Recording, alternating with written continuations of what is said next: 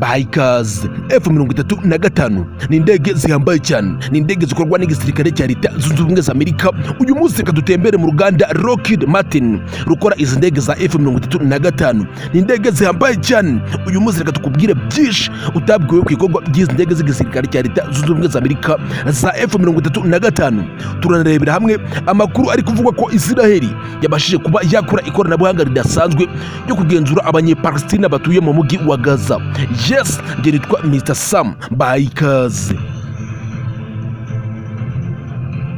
Uyu munsi tugiye gutembera mu ruganda rukorerwamo indege za F-35 z'igisirikare cya Leta Zunze Ubumwe za Amerika, ndetse turaje tunarebera hamwe ikoranabuhanga rya AI cyangwa se ubwenge buhangano byakozwe n'igihugu cya Israel mu kugira ngo kibashe kuba cyagenzura abanyepalestina batuye mu mujyi wa Gaza cyangwa se mu gice cya Gaza.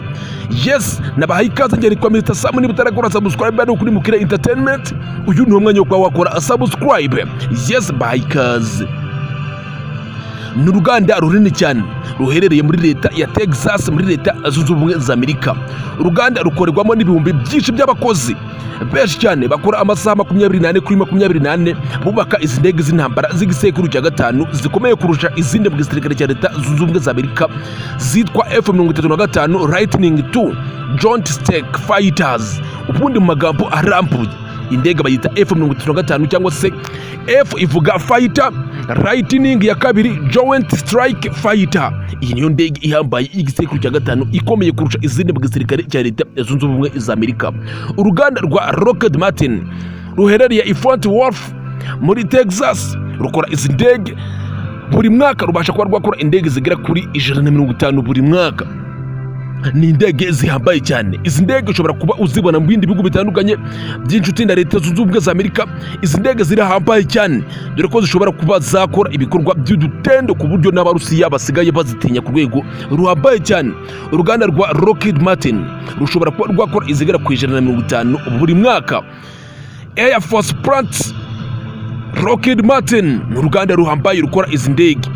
Plant Force Plant rufite umwihariko wo kubaka izi ndege ndetse rugeze ku isonga mu kuba rwakora indege zigera ku 150 buri mwaka. Urumva ko ni indege zitari nyinshi bitewe n'ikoranabuhanga rihambaye ndetse n'uburyo bigorana kugira ngo Leta Zunze Ubumwe za Amerika ibashe kuba yakubaka indege imwe ibashe kuba yahangara izindi zose zikomeye mu kirere cy'isi. Uruganda rwa Lockheed Martin rwatangiye kubaka izi ndege kuva mu nyuma y'intambara ya kabiri y'isi. Indege ya F-35 ni imwe mu zihenze cyane mu mateka y'intwaro, kuko iyi ndege ishobora kuba yakoreshwa agera kuri triliyoni 2 z'amadolari kugira ngo ibashe kuba yakubakwa yuzure. Iyi ndege igenda yogerwamo ikoranabuhanga rihambaye cyane. Uko ikoranabuhanga rigenda ryiyongera, n'abahanga mu kuzubaka bagenda bakora irindi koranabuhanga kugira ngo ibashe kugendana n'ibihe bigezweho, dore ko ikunze kuba yagira utubazo twa tekinike, ariko nanone Abanyamerika bagenda bazivugurura ndetse bazijyanisha n'ikoranabuhanga rigezweho.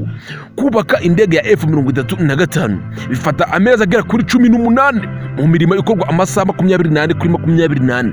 Ni indege ihenze kandi itwara igihe kinini kugira ngo ibe yakubakwa mu mezi agera kuri 18 kandi bayubaka amasaha 24 kuri 24 ubutaruhuka. Ni indege igizwe n'ibice 4: igice cy'inyuma, igice cy'amababa, igice cyo hagati ndetse n'igice cy'imbere. Buri ndege igira ibirango by'igihugu izoherezwamo mu gihe Leta Zunze Ubumwe za Amerika zemeye kugira igihugu iba yazikorera. Urugero, ibihugu by'abafatanyabikorwa na Leta Zunze Ubumwe za Amerika cyangwa se by'inshuti nk'Ubwongereza, Israel, Polonye n'ibindi bihugu bitunze izi ndege za F-35, ariko mu buryo bwo kuzubaka zikigwaho ibirango by'ibyo bihugu aho gushyirwaho ibirango bya Leta Zunze Ubumwe za Amerika. F-35 yarwanye intambara nyinshi zihambaye cyane ndetse ikazitinza ku rwego rudasanzwe. Mu myaka 20 ishize iyi ndege yakozwe ibikorwa bidasanzwe by'intambara, dore ko indege yakoreshejwe mu bitero Leta Zunze Ubumwe za Amerika byazagabye ku gihugu cya Iraq, Afghanistan, Yemen ndetse no mu mirwano iri guhuza Israel n'igihugu cya Iran.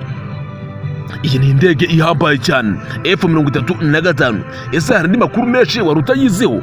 Aya ni amwe makuru twabashe kuba twagukusanyiriza ku ikorwa ry'izi ndege za F-35. Ni indege zihambaye cyane ndetse n'Abarusiya benshi barazitinya bitewe n'ikoranabuhanga zubakanwe. Ikindi kandi izi ndege zikaba zidashobora kuba zabonwa na radar, zikorwa n'ikigo cya leta zunze ubumwe za Amerika Lockheed Martin. Reka tuvuge ku nkuru idasanzwe ivuga ko Israel yabashije kuba yakora ibitero ndetse yubaka ikoranabuhanga rya AI rizarifasha kurinda ndetse no gusesengura amakuru y'abanyepalestina batuye mu ntara ya Gaza.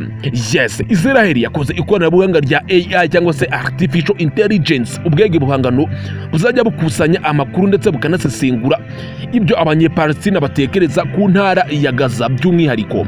Yes, igisirikare cya Israel cyakoze ikoranabuhanga rishingiye ku bwenge buhangano Artificial Intelligence cyangwa se AI rishobora kuba ryasesengura ubutumwa bw'ibiganiro bya telefone ndetse n'ubutumwa bw'abanyepalestina.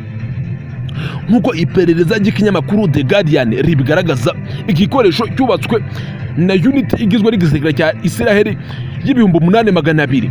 Igice cy'igisirikare cya Israel gishinzwe iperereza ndetse cyatangiye kubaka iri koranabuhanga ry'ubwenge buhangano nyuma y'uko abarwanyi ba Hamas batangije ibitero by'ubwiyahuzi ku gihugu cya Israel mu mwaka wa 2023 mu kwezi kwa 10. Bivugwa ko iki gikoresho gifite ubushobozi bwo kumva no gusesengura ururimi rw'icyarabu rukoreshwa mu bihugu by'abarabu ndetse no kuba rwabasha kuba iri koranabuhanga ryabasha kuba ryasesengura amakuru y'abantu benshi harimo nk'abakoresha telefone ndetse n'abanyabyaha n'abakekwaho ibyaha bose. Ikoranabuhanga ryafasha igisirikare cya Israel kuba cyasesengura abanyabyaha ndetse n'abadafite ibyaha, ndetse iri koranabuhanga rikaba rishobora kuba ryakumva n'ururimi rw'icyarabu ku rwego ruhambaye cyane. Amakuru agaragaza ko iri koranabuhanga ryubatswe na unité ya Israel y'ibihumbi 8,200 yakoresheje amagambo abarirwa muri miliyari ibihumbi 100 kugira ngo iri koranabuhanga ribashe kuba ryakora neza. Barishyizemo amagambo y'icyarabu agera kuri miliyari ibihumbi 100 kugira ngo rizifashishwe mu kuba ryakora amakuru y'ubutasi ndetse no gukusanya ibyo abanyepalestina batekereza by'umwihariko nk'imirimanyi z'uburenganzira bwa muntu. Abahanga mu burenganzira bwa muntu bavuga ko iri koranabuhanga riteje impungenge ku buryo rishobora kuba ryakibeshye rikaba ryakwibeshya nko ku muntu ukekwaho ibyaha rikamucinja ibyaha kandi mu by'ukuri ibyo byaha atabifite. Abashinzwe uburenganzira bw'ikiremwa muntu bavuga ko iri koranabuhanga rifite ibyago byinshi cyane, rishobora guteza ibyago byinshi yo kuba ryajya rirenganya abantu bakekwaho ibyaha cyangwa se batakoze ibyaha ariko iri koranabuhanga rikaba ryabashinja ibyaha mu by'ukuri badafite. Ni ikoranabuhanga rihambaye cyane ryakozwe n'igisirikare cya leta ya Israel kugira ngo zajye zifashishwa mu kuba ryamenya imitekerereze y'abanyepalestina. Ni mu gihe intambara ihanganishije Israel na Palestina mu by'ukuri tutaramenya amaherezo yabyo.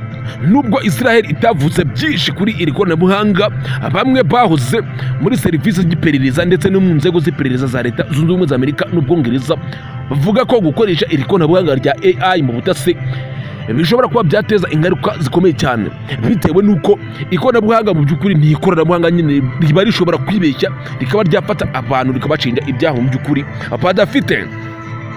Ni mu gihe abanyepalestina benshi bakomeje kuvuga ko Palestina igomba kwigenga ndetse bagatangira no gutekereza uburyo bazubaka iyi ntara ya Gaza nyuma y'intambara, ariko Israel yo yakomeje gufata gahunda yuko izubaka ikoranabuhanga ndetse ikabasha kuba yabanika kuko Israel itifuza igihugu cya Palestina nk'igihugu.